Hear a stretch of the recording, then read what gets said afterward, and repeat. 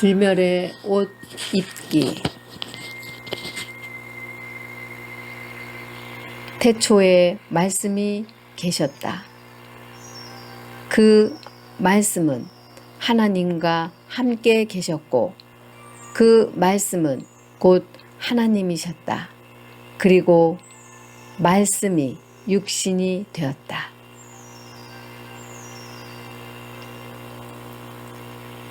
말씀이 육신이 되었다.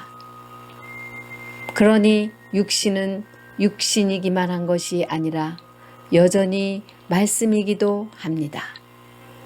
육신이 되더라도 그 본질이나 성질은 달라지지 않습니다. 원인은 결과로서 눈에 보이게 되지만 육신의 본질이나 정수는 여전히 말씀이고 영이고 의식입니다.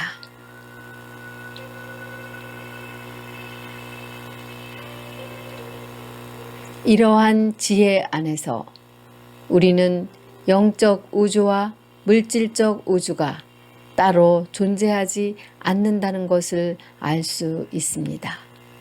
세상에 나타나는 것은 육화된 말씀이고 눈에 보이게 된 영이며 생각으로 표현된 의식입니다. 오랜 세월 동안 인간 세상을 지배해온 모든 문제들은 두 세계가 따로 존재한다는 믿음이나 이론에 근거합니다.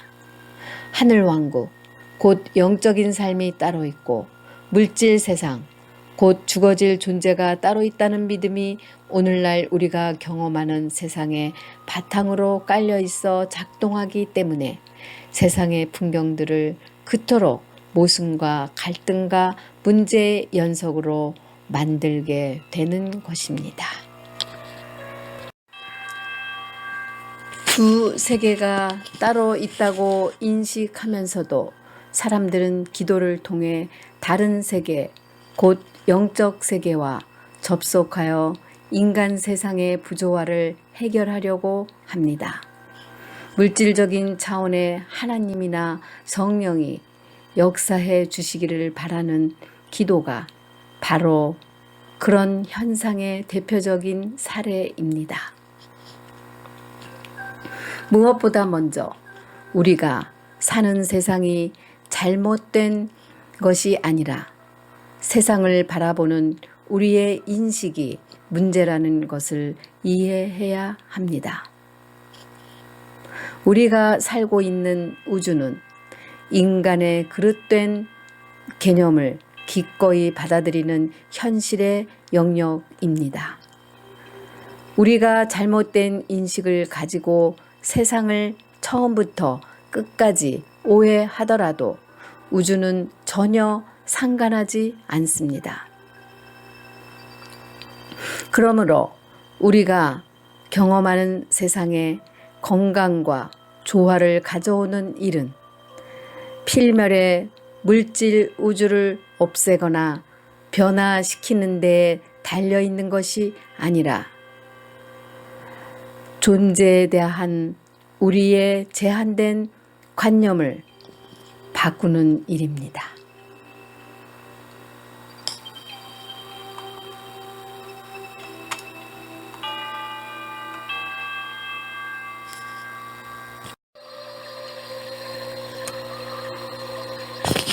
참을 찾는 구도자는 한 가지 문제에서부터 자신의 탐색을 시작합니다.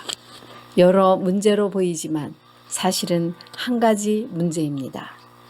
입문자는 더 지고한 힘을 가진 분께 기도를 함으로써 그리고 영적인 법칙이나 진리를 세상적인 환경에 적용함으로써 부조화를 극복하려고 하고 병을 치유하려고 합니다. 이것이 초보 구도자의 첫 번째 증상입니다. 하지만 때가 되면 그는 인간의 문제에 진리를 적용하는 것이 잘 듣지 않는다는 것을, 혹여 듣는 일이 있더라도 언제나 듣는 것은 아님을 발견하게 됩니다. 당연히 자신의 탐구에 불만을 갖게 됩니다.